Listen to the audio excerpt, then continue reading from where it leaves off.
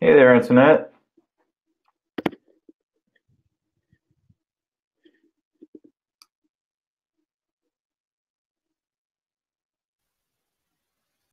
Good afternoon, James. How are you? Great, how are you? Doing well, thank you. Very excited for today's presentation. Yeah, same here. I think it's really got a lot of stuff in it. This is some pretty high value content. Okay, and it looks like we've got 6 folks that have joined us so far, and we'll get started in just a few minutes. That sounds great. Do you want me to go ahead and pull up the slides for you, and then you'll go through and just tell me when? That sounds great. Awesome. All right, perfect. Okay.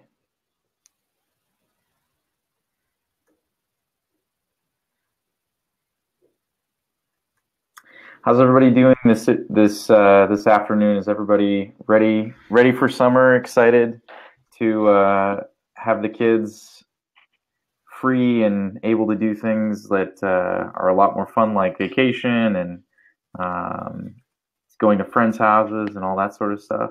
Is everybody excited for it? I know I am.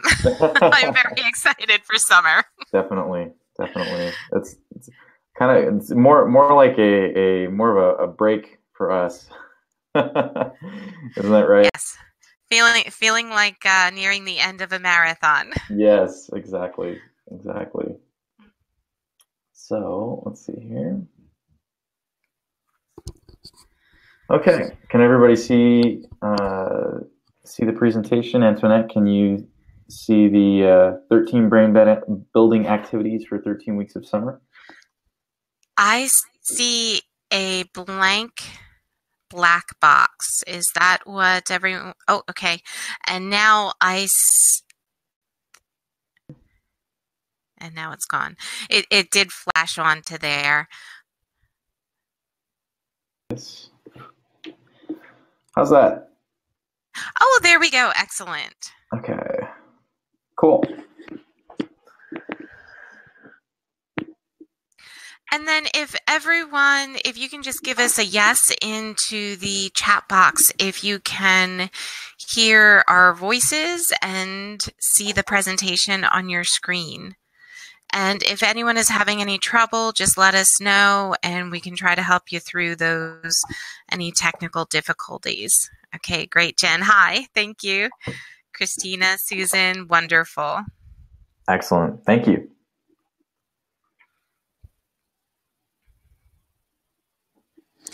Okay, it is 2 o'clock. Should we get started, or do you want to give it a couple of more minutes for other folks to be able to pop into the room?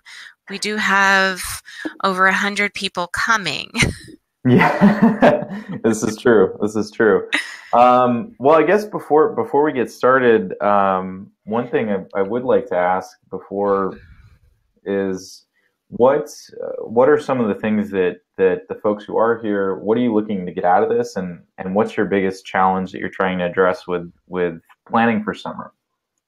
Just that way we can kind of prepare and tailor what we're going to talk about. If you guys would enter that in the chat box, that would be very helpful to Antoinette and myself.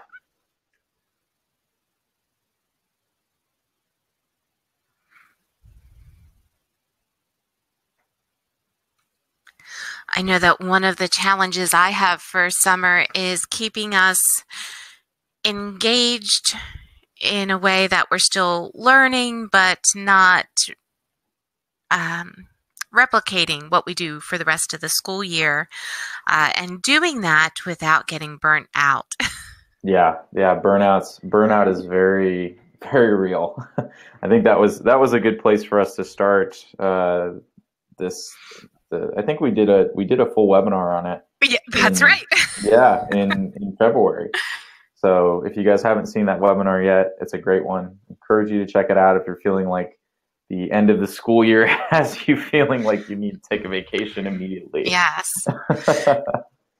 So And we have some folks who have children with special needs and are looking for ways of engaging them and also keeping learning fun, and doing that while working full time also. yeah, oh yeah, that's perfect. That's exactly. Yep, you're in the right place. We're definitely going to talk about that. So yeah, I guess Antoinette, this is a great place to start because you've got some good content to share on that. Okay, then I'll go ahead and officially introduce myself. Thank you, James. And I am Antoinette LaGrossa. I have been with ShillerLearning for a little over 14 years now and have been homeschooling my 5 children right from the very beginning. We actually knew we were going to homeschool before my oldest was born. So we have been at this for quite some time. And then if we want to go to that next picture, yeah. And when we look at our kids' plans for summer, sometimes, we don't really feel relaxed. And when we're thinking ahead to planning and pulling off all of those things. And if you feel uneasy, it's okay. Summer kind of creeps up on us as parents. For those of us who work in homeschool, it can feel extra overwhelming. Also, when we are dealing with children with special needs too, and wanting to make sure we're doing everything that everyone needs. And we can feel like there aren't enough hours in the day. So let's focus on making those hours count and planning the right things. So take a step back, take a deep breath, and let's ask ourselves a few questions.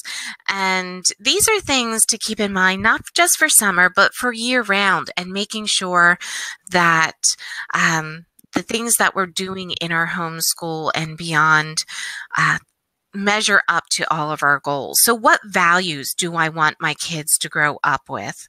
What skills go with those values? And what are the activities that encourage and develop these skills?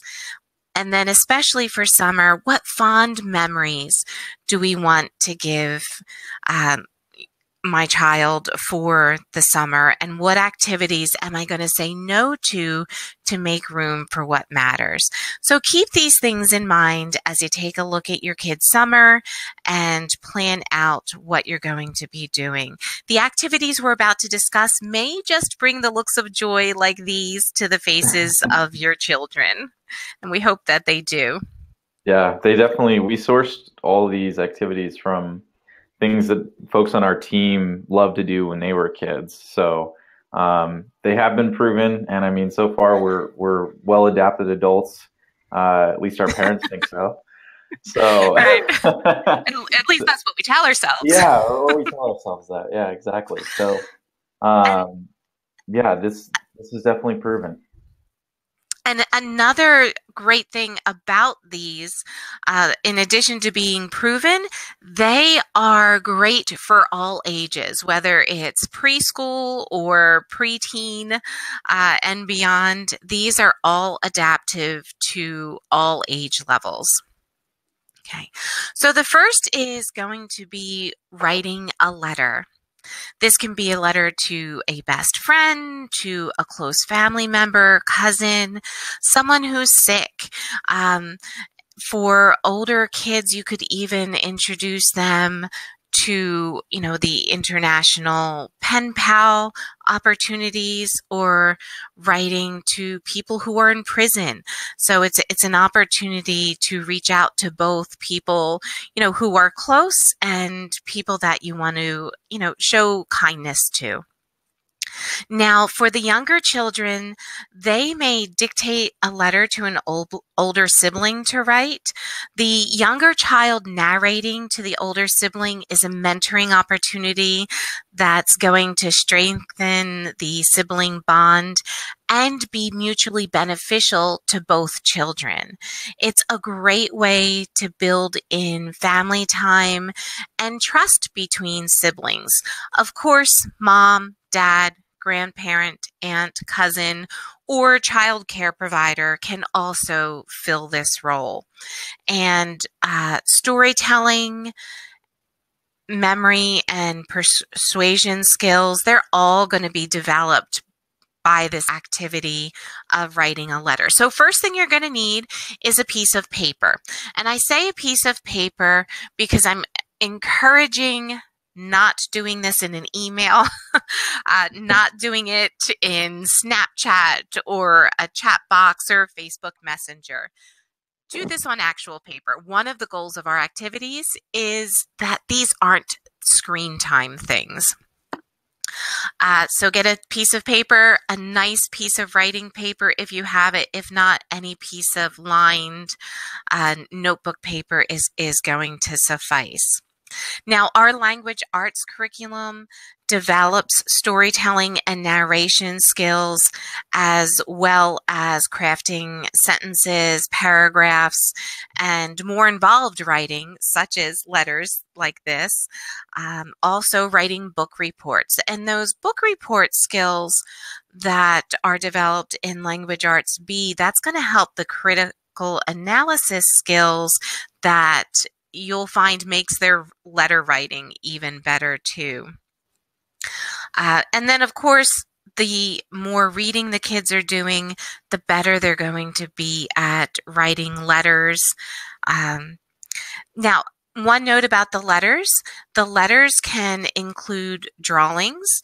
They can be retelling, telling about major milestones in their life, sharing a new discovery or experience. This activity could also be simplified to a weekly sharing of an inspirational quote. And that is something that for younger kids can be a weekly copy work. So they write out an inspirational quote and then can decorate the paper with artwork and then share that with someone, whether it is a grandparent, friend, and they can pick a wide variety of people when they're doing that on a regular basis. Now, when we're writing letters, we're prone to making mistakes, especially if we're writing those letters by hand. So on the screen here, there's some suggested responses that we include in our parent guide.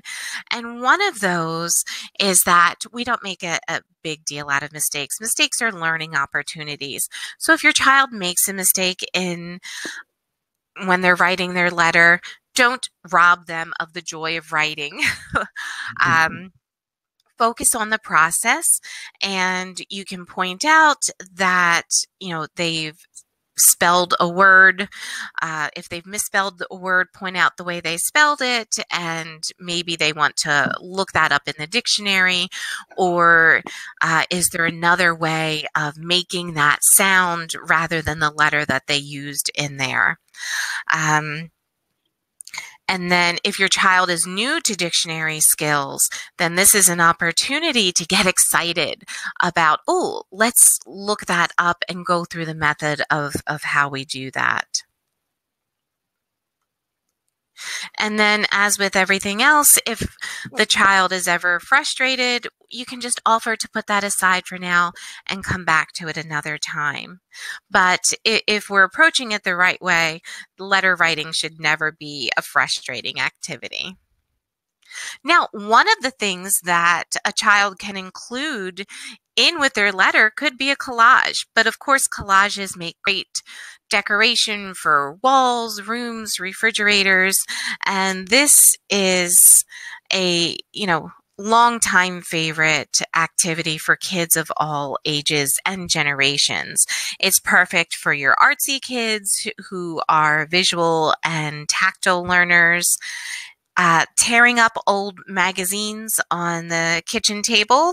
James, was that an activity that you enjoyed? Yes, I loved this. This was actually one of my favorites. I used to be really into video games, and my mom got me a subscription to. They used to have a magazine called Nintendo Power, and that was like I would literally count down the days until Nintendo Power arrived, like the new issue arrived in the mail. So when I got it, one year we had to do a collage for a class project, and it was like the best day of my life. Excellent. And does anyone still get magazines? I know a lot of people are moving away from magazines. We still get a handful of them. So I've got, a good supply of those. Another place, if you're not getting magazines, is you can often get them from libraries, and they have subscriptions, and they on a pretty regular basis are getting rid of their older copies. So check in with your local librarian if you don't have a good supply of your own, and this can be fun for kids of any age and any interest. Another idea for doing collages is that you can actually create vision boards on Pinterest. And James, do you want to talk about Pinterest a little bit and doing this? Sure. So if you go on a Pinterest, I'm sure there are a lot of folks who have have boards on Pinterest. Oftentimes, what's really good for, especially for young kids, is goal setting and kind of building in that idea of, hey, we want to do this. How do we get there?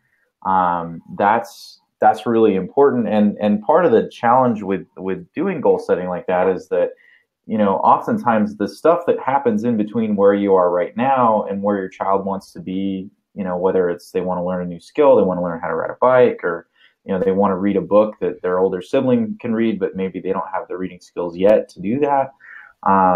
Something that's kind of hard is that in between phase of, okay, I want to do this thing, like read this book, but I'm not there yet. And so that's where a lot of people end up either, giving up or saying, this is too hard, or changing their goal entirely because it's boring or frustrating.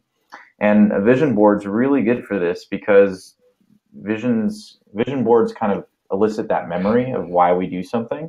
And it's the same reason that a lot of folks put quotes on their walls or on their mirrors when they get up every morning, is so that you can be reminded of, hey, this is what I'm going for.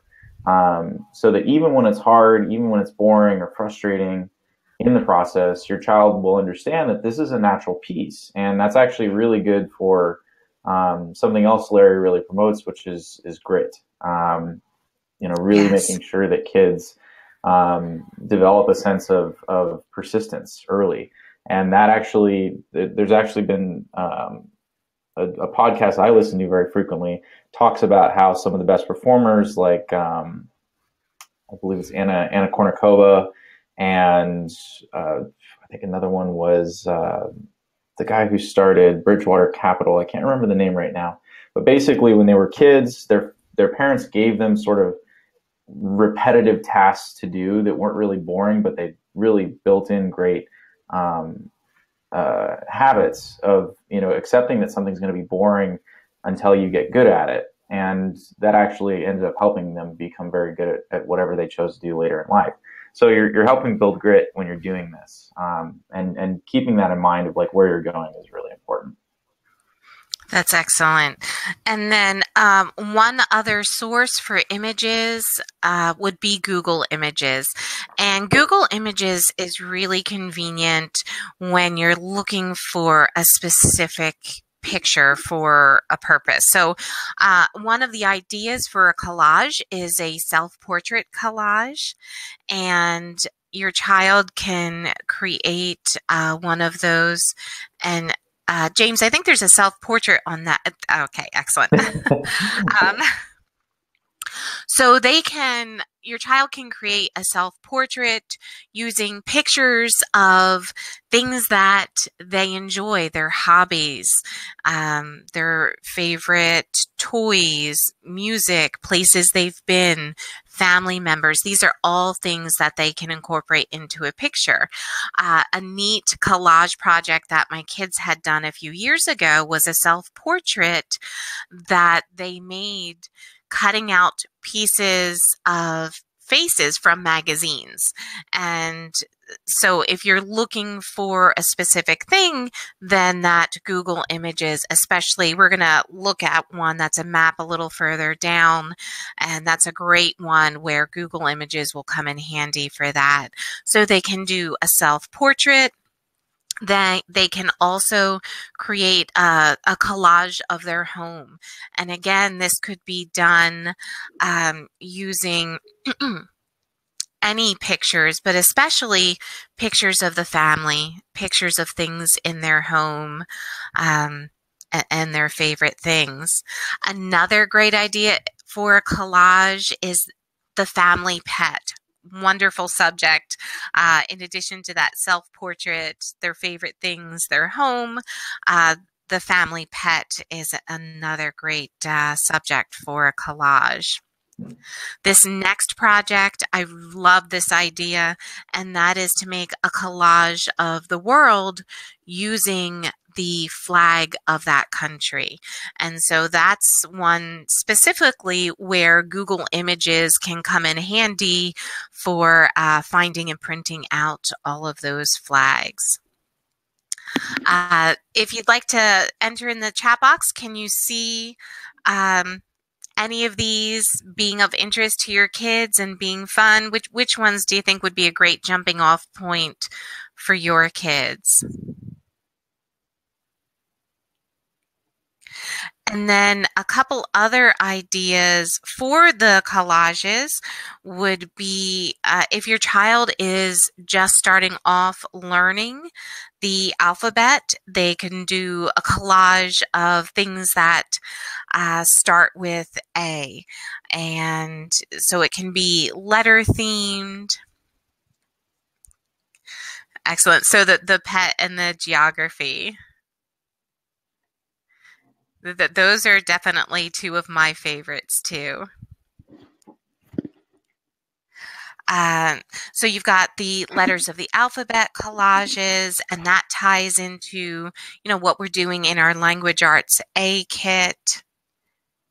And then if you follow us on Instagram at ShillerLearning, and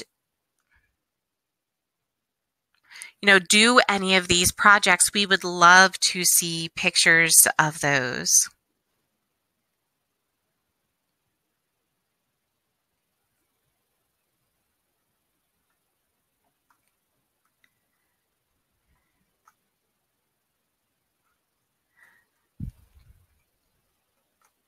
Oh, another thing to, I'm sorry, James, to incorporate into the collages, in addition to letters of the alphabet, are shapes.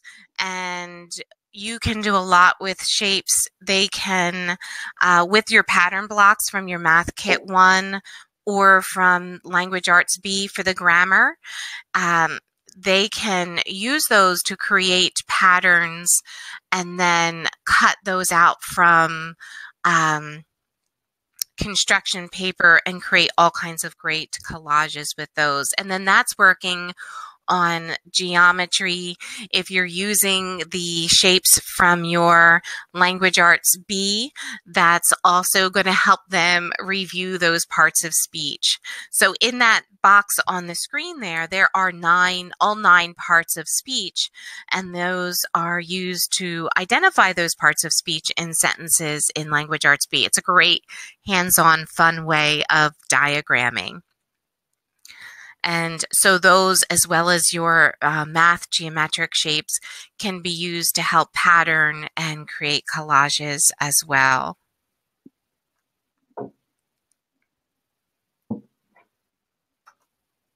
By revealing our next activity. Which is going to be one of my favorites, and that is baking cookies. Okay, so this brings in one of our favorite, most memorable senses, smell. And you've probably experienced where you smell something and it can take you back in time, especially, as an adult, taking you back in time to childhood, to special memories. So cooking with our kids is a really important memory builder. And the sense of smell is one of the strongest senses for memory building. And this is because smells are strongly linked to emotions. Both get processed by the brain in the amygdala. So baking chocolate chip cookies is a tasty math lesson. So you can start off with, if you look for a small batch recipe, that really comes in handy because it means you're going to be able to double, triple, or even quadruple that.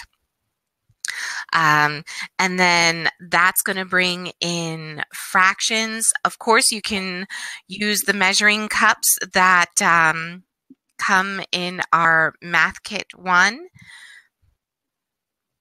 There we go. Okay. So you do have a 1 cup measuring cup and a 2 cup measuring cup. They are clear, so they're great for measuring liquids. And so one other mention is that this is great for cookies, but for anything. So if you want to make an ambrosia fruit salad or anything where you've got the measuring going on and that experience with the kids. And then going into those fractions. So this is going to help you with doubling and multiplying. So you've got adding and multiplying fractions. All of this is going to come into play when you're cooking with the kids. This is another one that you can work into a weekly activity, baking cookies. So you can take a look. There's tons of recipes online that you can get for free, lots of healthy options. If you are gluten-free, I highly recommend Elena's Pantry. She's got a blog, and there are tons of really easy to make gluten-free, healthy option cookies, and they are going to fill your kitchen with the most wonderful scents. And if you do happen to be gluten-free, I can attest that all of her recipes that I have ever made over a decade, when my kids have had them, their response is, "Wow, this tastes real." So that's always nice. I know, especially with kids in the homeschooling community, there's often food sensitivities. That seems to be a common issue in all of my homeschool groups.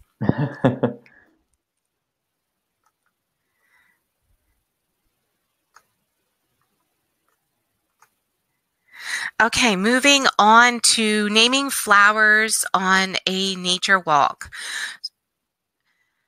Now, we're learning on that sense of smell again during summertime. So you have a chance to teach your kid about the different parts of a flower also while you're doing this. Now, this does take a little prep because it means you have to know yourself what the different flowers are. And James, can you tell us a little bit about the soon-to-be released May activity pack? Sure. And how that's going to help with identifying those wildflowers? Absolutely, absolutely. So I believe we have, I think, 13 different wildflowers in there that you can basically identify. You can use it as kind of a handy-dandy guide that if you want to go out into your woods near your house or near to a park, you can use the wildflowers in our guide to actually identify, and we include the sort of the Latin names for them as well. So your kids are learning a little bit of biology early. If they're still very young and can't pronounce the names, that's okay. The important part is we're just getting exposure, exposure to the outdoors, exposure to how plants are named, as well as being able to understand various parts of a flower, the stem, the leaves, the petals. Those are really kind of the big pieces. The parts of a plant, the stem, petals, leaves, roots, those are also all taught in our language arts curriculum. So you'll see both social studies and science pooled into there in the vocabulary building and reading activities. And that's one of the things that's covered in there, is learning all of those parts. So our language arts curriculum is really, a rich program, covers a lot of material. Yeah, it's definitely got a lot in there. And so for your nature walk, highly recommend journaling. Create a nature journal, have a dedicated notepad or notebook so that they can make sketches for not just flowers, but other plants and even animals that they're spotting on their nature walk. They can, anything that has already fallen off of a tree, they can pick that up and press it into their book. A nature journal is another great way of developing writing skills, and it's using that child's passion and excitement about the discoveries that they're making when they're out on this walk as the writing prompt. And so it helps engage and get kids passionate about writing. And so they'll do that while they're learning their botany all at the same time. And then, this too is one of those non-screen activities. We're getting kids off the screens, outside, into their communities, into special places like parks.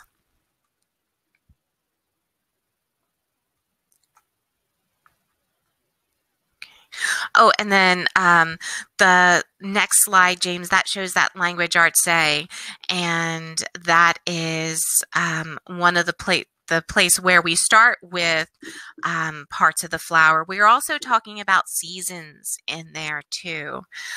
So there's discussion points if you're talking about the 4 seasons that you can find in your language arts A also.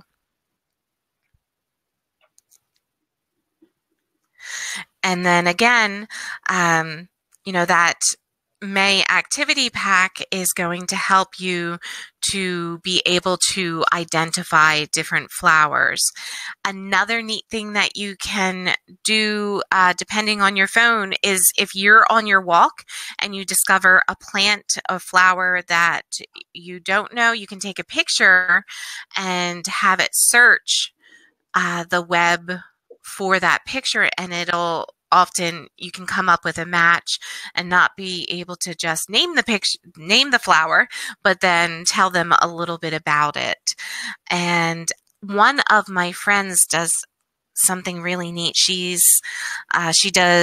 leads nature walks and guides you through spotting, identifying, and eating wild plants. So that's another thing that you can include when you're looking at plants, is to be sure to point out things that are poisonous and that your kids want to make sure not to eat, and also making them aware of they shouldn't ever eat anything they find out in the wild without checking with an adult for younger kids, or the older kids developing that knowledge and skill for themselves. So that is something good to point out on your nature walk too. We can't promise that it will be as delicious as cookies either.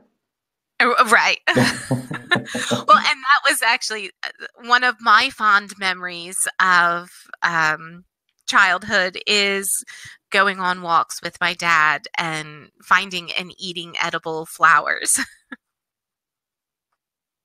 Now, after all of that walking, you might be thirsty.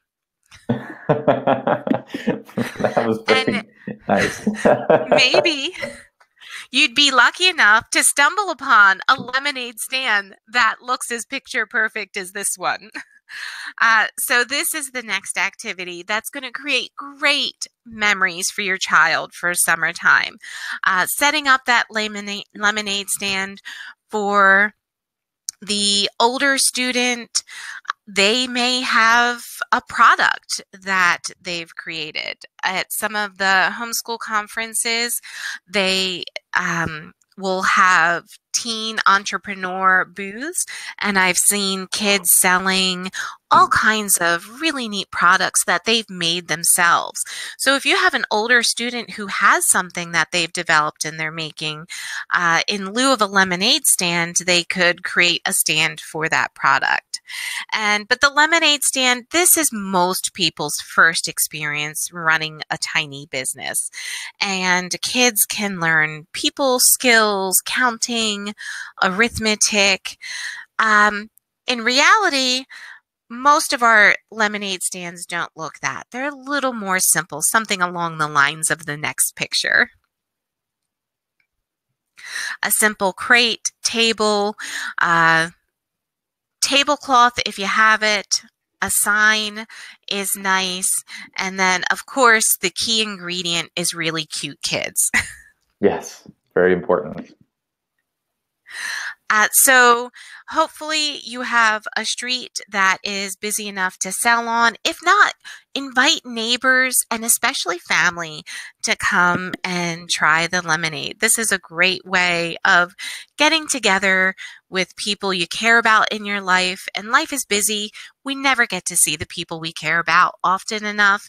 And so this is a nice way of getting people together.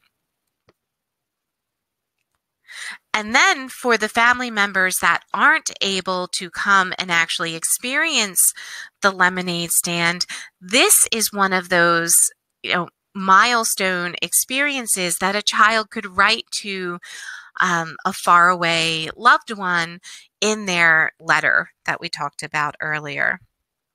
Okay, and so this does pull from skills that they're learning in our Math Kit 1. Which, by the way, one of the other materials that they're going to need for their lemonade stand is change. If you are doing this with just family members, you could even use the coins that are included in the Math Kit. We do have two options for Math Kit 1, by the way. There's the full kit that has all of the manipulatives. That's the one you see on the screen there. And then the next slide is Math Kit 1 Basic. And that's all the same printed material that you find in the full Math Kit 1, same music, the same free downloads of replacement consumables, which means the one kit works for the whole family. It's just the basic kit is not the full set of manipulatives. The big ticket item that's not in that Kit 1 Basic is the decimal material, the base 10 blocks. So if you already have those or using the Montessori Golden Bead, that Kit 1 Basic is a nice option for you. But in Kit 1, it's covering that basic arithmetic, the money skills, the counting, making change, playing store. And you can use that concept index if you haven't gotten to those skills yet, to look that up and run through some of those activities before doing the lemonade stand if your child hasn't gotten there yet. Okay, so lemonade is also really nice refreshment after you've been gardening. So let's talk about planting a garden. This is another thing that is going to give your child just lifelong memories. It's also a really important life skill to have, to be able to plant, grow, and live off of your own food. So you can do this anywhere in your backyard or in a potted garden if you don't have space. Taking care of plants is a naturally soothing activity for people.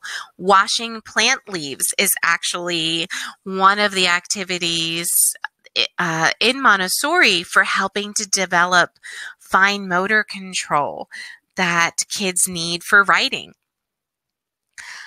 And really important is that gardening is going to help create healthy bodies.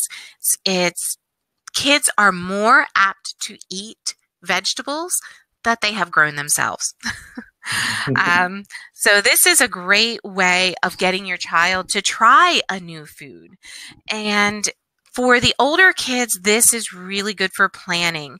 So they're going to be able to research plants that grow in their zone, calculate how much space they need based on the minimum distance between each plant and between each row. Also calculating when they need to start the seeds for their optimal gardening time. They can chart that out, create a map of their garden, and then chart when they're planting, when it's sprouting, when they're able to harvest, and keep track of that through a chart, and then be able to discuss that information at the end of the season and anything that they would have done differently. So this is, another activity that no matter the age of the child, you can do this at an appropriate level. And gardening is going to lower blood pressure. It's going to develop that fine motor skill. And it also helps increase your immune system. Dirt is actually your friend. And one of the theories for why we have so many allergies and so many autoimmune disorders is that our kids are too clean. They're not getting dirty often enough. So it's great. Let your kids get their hands in the dirt, plant, experience nature, and this is going to give them those lifelong memories and lifelong skills. And then also, this is going back to that May pack that we want you to keep your eye out for. James, what are the activities in there that relate to gardening? So we actually have most of the May pack is actually focused on sort of gardening in springtime and getting ready for summer. We've got some activities like pouring seeds. There's a book that we'll read together called The Gardener. And then, of course, everybody's favorite garden animal, the worm, is a big focus in our pack as well.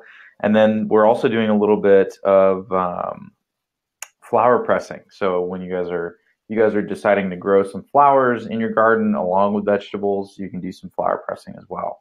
So those are the big sort of activities we're going to be doing. And there's also a garden planner. So for your older kids, they're going to be able to figure out, how many square feet they need for the garden. And even if you live in a really small place or you don't have a lot of room in your backyard for a garden, there's still a lot of value to getting pots and sort of planning out where you're going to plant things and where's, is it going to get enough sun? How do I make sure that I water these enough and so on? And then, James, also for the older kids, this can go back to that the gardening can be their business that they set up. Crystal's kids, they sold at the farmer's market last year. And so this can tie into that business too. And the older kids, at the end of the season when they've got the fruits of their labor of the summer, then they can set up a stand and sell that like they would lemonade, or take that to the local farmer's market and sell it there. So that's a great tie-in. And then for any business, having a catchy jingle really helps too. So that brings us to our next activity, writing a song. And this is so fun. Music is central to every culture of the world. And at ShillerLearning, we use music for both math and language arts learning for young and old. And so this activity is not only perfect for the artistic kid in the house, but music actually touches on all learning modalities. So this is going to be great for everyone. Fortunately, you do not need to know how to read music like on those sheets to create a song. Kids can come up with a song very easily. first step is to come up with some fun lyrics. This doesn't need to be poetry to be perfect. Just make sure it rhymes. It can be silly. It could be more serious. Sometimes, if the child has had a major experience, they might, want to write a song about that, and that could be more serious, but it can be something fun and silly too. And so they come up with the words, and then they're going to put it to a tune. So you can find a simple tune on YouTube. You can set it to things that, we're all familiar with, the tune to, Farmer in the Dell, or something, a common child song that, pretty much everyone knows. It's really easy to come up with. And then, James, do you want to, are we sending out a tip sheet for the webinar, or do you want to plug the link for the YouTube into the chat box? We are definitely sending it out in a tip sheet. So okay, excellent. Please, check your email, or if you're watching the replay, please check the description to get the tip sheet. You'll have links there to the 2 videos. There's one for younger kids and one for older kids, for more contemporary, sort of like rock and roll type music. And James, you were just fabulous at finding these resources that make it super easy to pull all of these things off. And so thank you for doing that and leading the content team in the creation of all of the wonderful activity packs that have been coming out on a monthly basis, which, if you're not familiar with those, ShillerLearning each month is releasing a completely free of charge activity pack.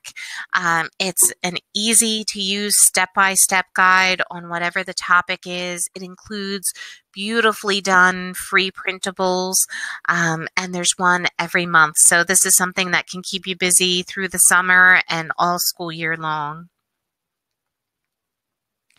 Okay, so you've got your lyrics, you've got your tune, and then you're going to sing it out loud to hear what it sounds like. And we actually do have a book to recommend. It's Songwriting Without Boundaries, and that is going to, help you learn more about creating fun songs, and that'll be in that tip sheet also. And then a great example or model for the song would be to go ahead and listen to the songs from your ShillerLearning. And those they're catchy, they're simple, they're easy for kids to learn. So they make great models for the songs.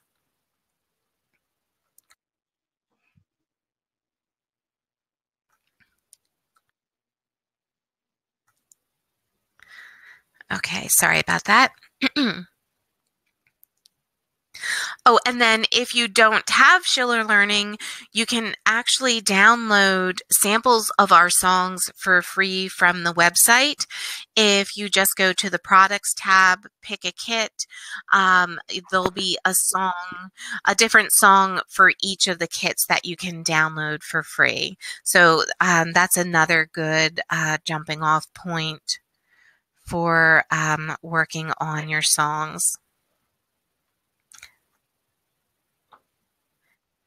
And then, of course, if you have Kit 2, there's even a song on there for the Pythagorean theorem. That's just hands down my favorite one on there. That's a good model for the older kids. If they want to come up with a song for something that they're having trouble remembering, from their learning. Okay, so similar to writing a song is writing a poem.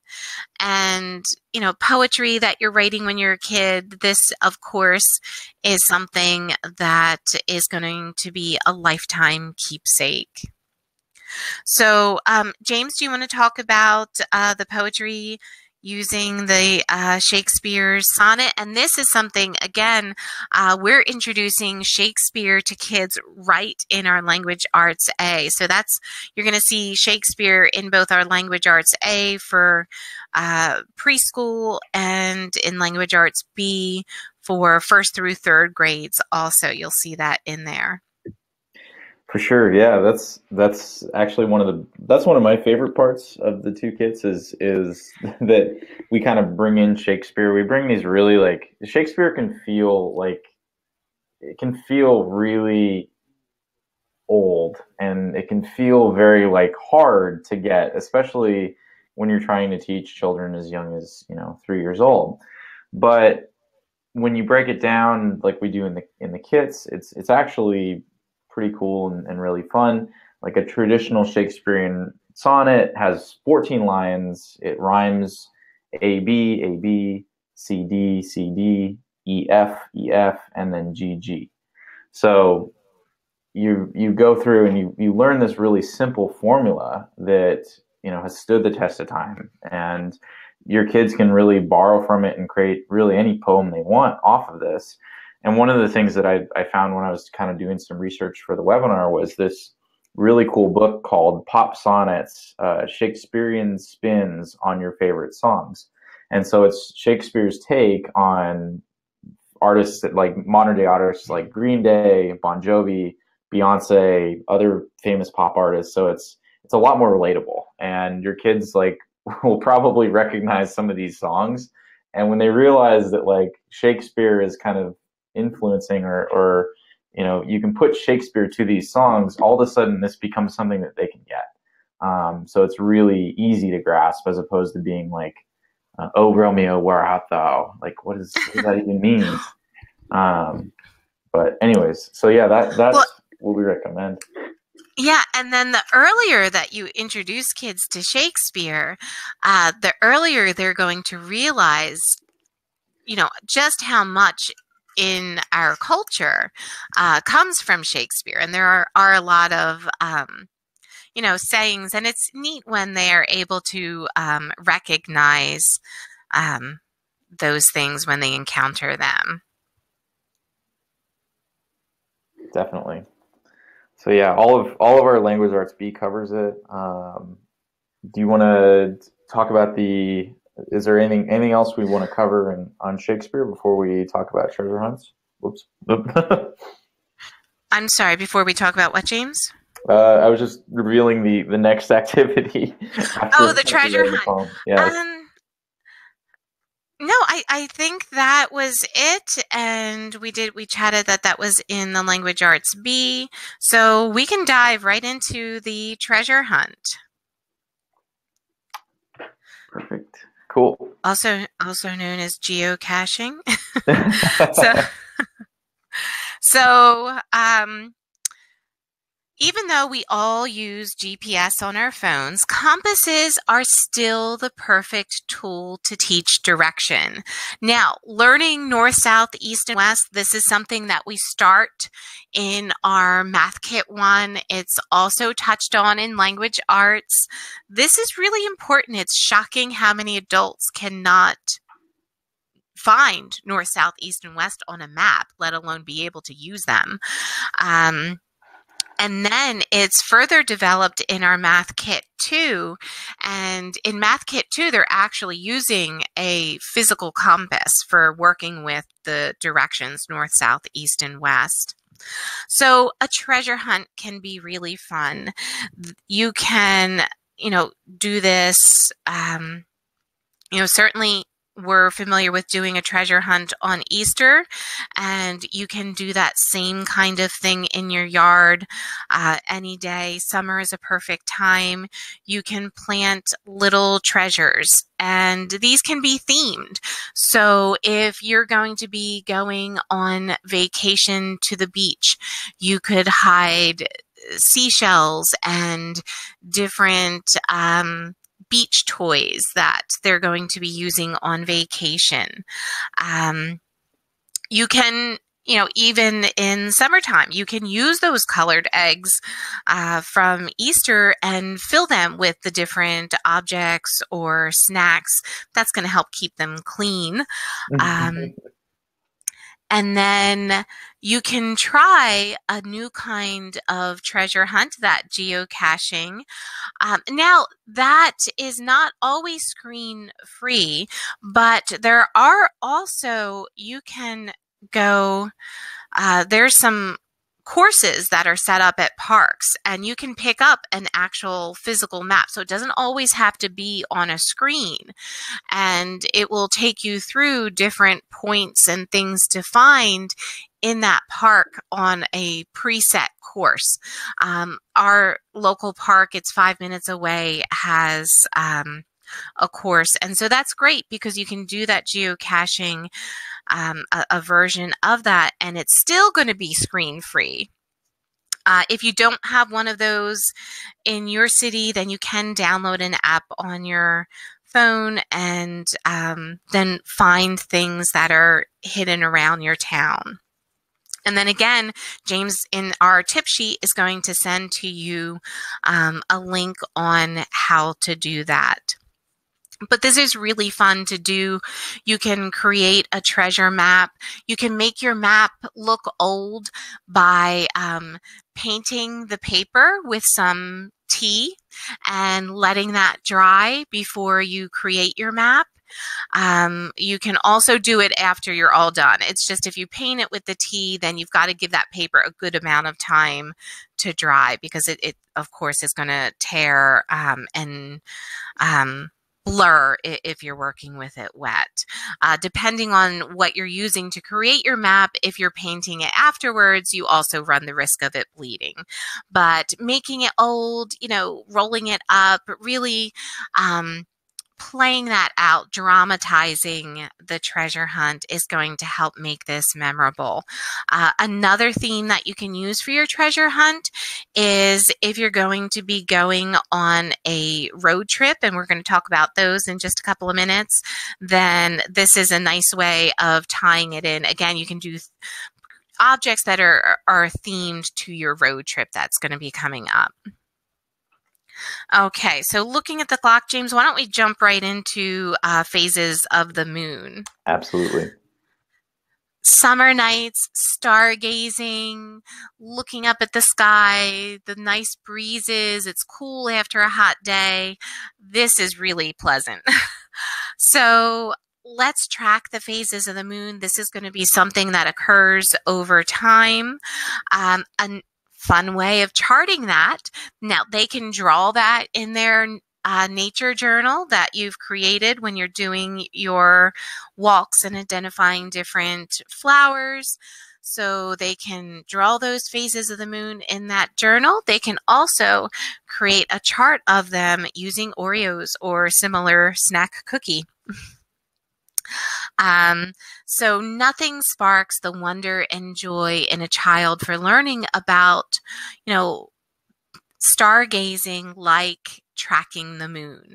And that's something it's really neat to learn about. There's a star tracking sheet that James is going to send you a link for in your tip sheet also. And this is going to go along with calendar skills too. So this is going to be related to activities in Math Kit 1 on the calendar, and also charts and graph skills in both Kits 1 and 2. And then question for everyone, do you know how to tell that it's a leap year? If you can just put that. Oh, Susan, I'm sorry. The name of, was that the name of the Shakespeare book? Oh, yes, that was Pop Sonnets, Shakespearean spins on your favorite songs. And that we'll also have a link in the tip sheet for you as well. So you can just click it and go right to it, and it's on Amazon. I want to say it's like $10 or $15, but it's a pretty cool thing. I was like, where was this when I was a kid? That's great. Oh, and then James, the tip sheet. Can you just click on the item in the tip sheet and it'll take you to that item on Amazon? Yep, yep, Okay. absolutely. Oh, We you make want to make everything this so as easy. easy, yes, easy and painless. That's what Awesome. we try to do. I mean, that's what our kits do. So I this like is, that. yeah, exactly. This is just an extension of what we're already doing. So it was natural. Yeah. So, print out a calendar sheet. You can print that out of Word. You can download free calendar sheets from Google. So print out a calendar layout along with, and then they'll use that to track the moon and can draw what it looks like. And this is going to be an opportunity, a jumping off point to go into, more advanced things about astronomy for the older kids. Lots of great resources out there. And again, James is going to send you a link to one of those. And so, answer to that question, if you know how to tell it's a leap year. And James, do you want to talk about that? Let's see. It looks like one person does. And Okay. what is the secret to that? Well, what did they say? I actually can't see the chat right now. Oh, okay. I'm sorry. Just that, yes, we got one yes, that someone knows how to tell when it's a leap year. So the easiest way to tell if it's a leap year is to take the year and divide by 4. If it has no remainder, it is a leap year. So 2000, 2008, 2016, in 2 years, 2020. So Yeah. all of So those. it's really easy. Yes, it is very easy. Every 4 years. And so that's a fun bit of nickel knowledge for kids to pick up, which, by the way, that is covered in our math book 3. Yes. Okay, so let's take a road trip. Now that we've learned astronomy and we can navigate using the stars. Yep. Well, we've got a compass So, too, because we have done our treasure oh, map. yes. And we've learned those map skills. So pick a zoo, pick a museum, a public park, and it doesn't have to be an expensive destination. So this is going to be a great way to show your kids to, have fun and learn all at the same time. And in advance, you can show them where your house is relative where you're going. So print out a Google map if you don't have a local map. So you can print that out with directions for your kids to read from. And, and again, it's important to allow the kids to make mistakes. So if there's a navigating mistake, no problem. You can ask a question designed to help them discover their error, back up a few steps, retrace your steps, and find the solution to that mistake. The kids can also be involved in the planning ahead of time, picking that destination, planning out the route, picking which activities at the destination that they want to be sure to hit in the visit. Also planning out the schedule of, okay, well, they're offering these activities at these times, so we want to do that, and then filling in the spaces between that with the other things that they, want to be sure to hit on that visit. So this is a great way of working on, again, those map skills, time management, and then 2, these are experiences that are perfect material for that letter writing that they're going to do. And again, this is reinforcing skills that's in both the Math Kit 2, which we see on that next slide there, for those not familiar with our curriculum, Math Kit 2 covers 4th grade material all the way through pre-algebra. So when a student finishes with that, they're ready for any Algebra 1 and well prepared for high school geometry. Schiller Math covers geometry all throughout.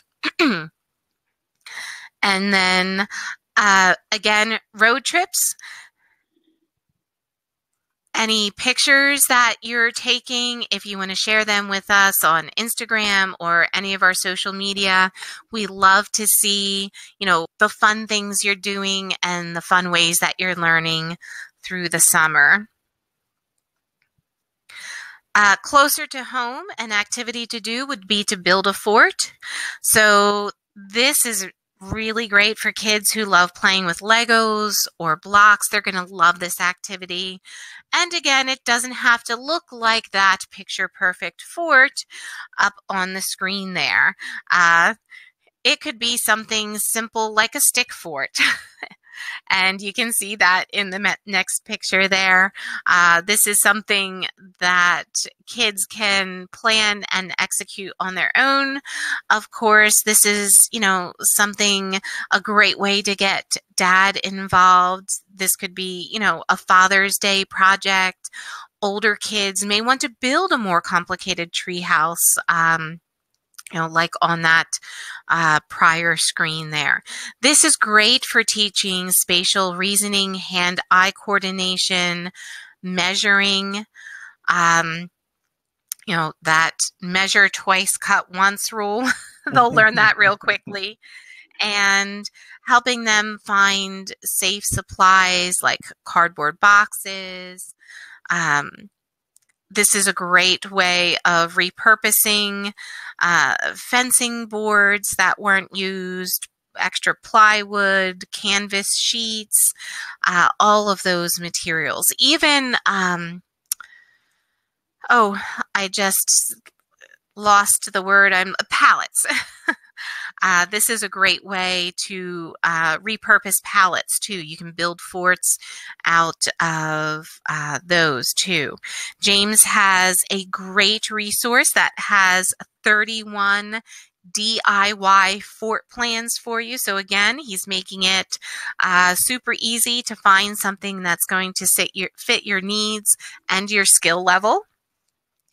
And then there's another one that has 38 different tree house plans. So thank you, James, for assembling all of that. And this is going to be great for that measuring skills, planning skills, budgeting. That's you can tie that into there also. Fundraising, if the older child wants to do a more elaborate project, fundraising can be brought into that too. Moving on to composting. And this is another one that's going to be talked about in that May activity pack. And creating a worm composting bin is a fun way to learn about biology and chemistry. This is also really good. So much good material that could be turned into free fertilizer, great nutrition for the ground, ends up in our landfills where it doesn't need to be. And composting is the perfect solution to that. Making one is easy. You can get cheap plastic garden pots and put holes in the bottom. There are DIY ideas for building them out of pallets. You can buy bins for around $130. You can get pretty nice ones off of Amazon. There's some less expensive models too. And this is a great complementary activity to planting a garden that we talked about earlier. And compost is absolutely the richest soil amendment that you can add to your garden. And it can be absolutely free, and it's going to save things from ending up in the landfill that don't have to be there. and watching the worms move through a compost and seeing the end result and realizing how important worms are, not just to our ecosystem, but to, our eating is really neat to see that discovery and the wonder that kids go through when they're doing these kind of activities. And again, this is going to get them exposed to dirt, which is a good thing. So recap, we've got that list of 13 activities. This is going to turn your home into a really fun summer camp that they'll want to write home about. Well, at least write their best friend about. And we hope you'll incorporate some of these activities over the summer, if not all of them. And again, some of them can be done on a regular basis, as well as, a lot of them are long-term activities that will be done throughout the summer. They're screen-free, fun ways of reinforcing all of the math and language arts skills, the goals that we have for them, while building lifelong memories that they're going to really look fondly back on. James, do you want to tell everyone about our Memorial Day sale? Yes. Thank you for reminding me. The Memorial Day sale, you guys are the first to know about it. We're announcing what's exactly. You guys are the first to know about it. So you've got first dibs on it. If you use the code MEMORIAL, MEMORIAL, on the website on our Shopify store, you're actually getting 15% off your entire order. Again, we don't run sales like this very often, which is why it's kind of a Memorial Day sale. We're running it from now until midnight Eastern Standard Time on Memorial Day. That's May 28th, if you guys aren't sure when Memorial Day is happening. So yes, and I'll go ahead and type in or actually Antoinette, if you could type in the code, just Memorial. If you enter that into your Shopify store, you'll get 15% off of everything in your cart. So, and again, that's everything, which is really pretty incredible. All of our kits, like Math Kit 1, Math Kit 2, fractions, Language Arts A, Language Arts B, virtual or physical. That's 15% off all of our kits. So that's what we're offering this Memorial Day. We highly encourage you to take a look at it. And James, is that good on individual items also? If someone wanted, not. I don't think so. Oh, okay. But if somebody wanted to, the only reason is because of shipping, because shipping is a little bit expensive for us to do that. But the 15% off of the kits is applied, and if you do have a bunch of manipulatives that you want to get, we can probably work something out. You just have to reach out to us, send us an email, and excellent. We can call the toll-free number. That's a perfect way. Give us a call. Doing that. Friendly. Yes, we absolutely. We work with you to find the best solution for you, so that your kids can look like the next picture.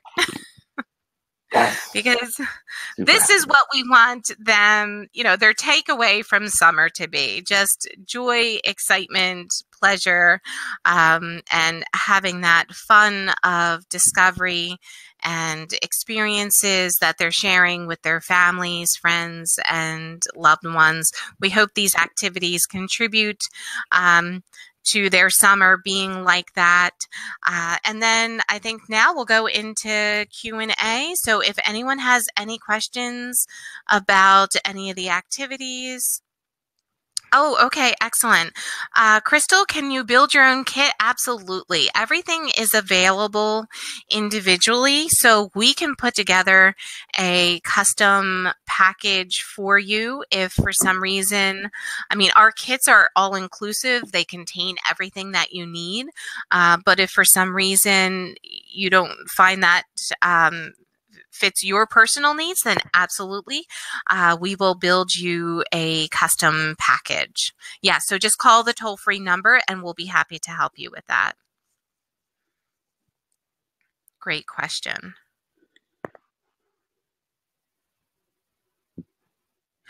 And then one kit does work for the entire family. So you do not need to purchase multiple kits if you're working with 3 kids. So if you have 3 kids who are in the age group of Kit 1, then that's all you need for those 3 children is that one Kit 1 that has enough manipulatives to work with up to 5 children. And it also contains free downloads of all of the printed material that's included with that kit, so that you don't even need to purchase additional consumables. You can just print those as needed.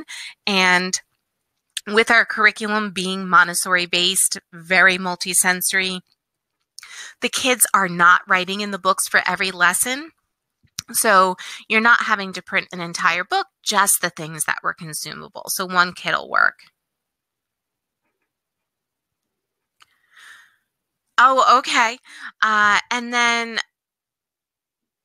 so for a struggling learner who is at different levels, so absolutely call about that. We can help you determine what is going to be a good fit for those needs.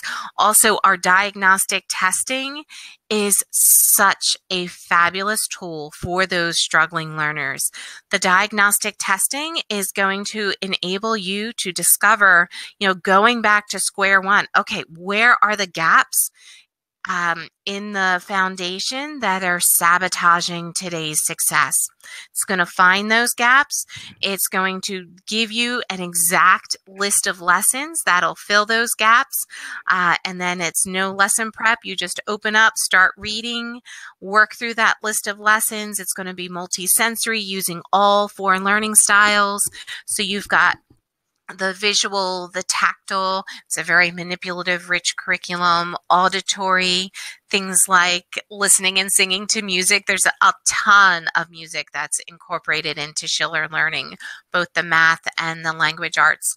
And we were so fortunate to have Ron Brown of IntelliTunes. He is an award-winning children's educational artist. He does all of the songs for ShillerLearning. So you've got the visual, tactile, auditory, and then kinesthetic. We've got a very strong kinesthetic component. So they're engaging the major muscle groups. They're going to be throwing a ball, which won't knock over anything in the house, marching, clapping, jumping, dancing. When they do perimeter, they will walk a perimeter. So it's very experiential, hands-on learning. And and that is crucial for that learning support for the struggling learners. So you've got all of that along with that personalized learning plan that's developed from the diagnostic testing. So it's a great way of making success, setting your struggling learner up for success. Okay, awesome. Well, I am so glad you enjoyed the information. Awesome. So kinesthetic is point on for her.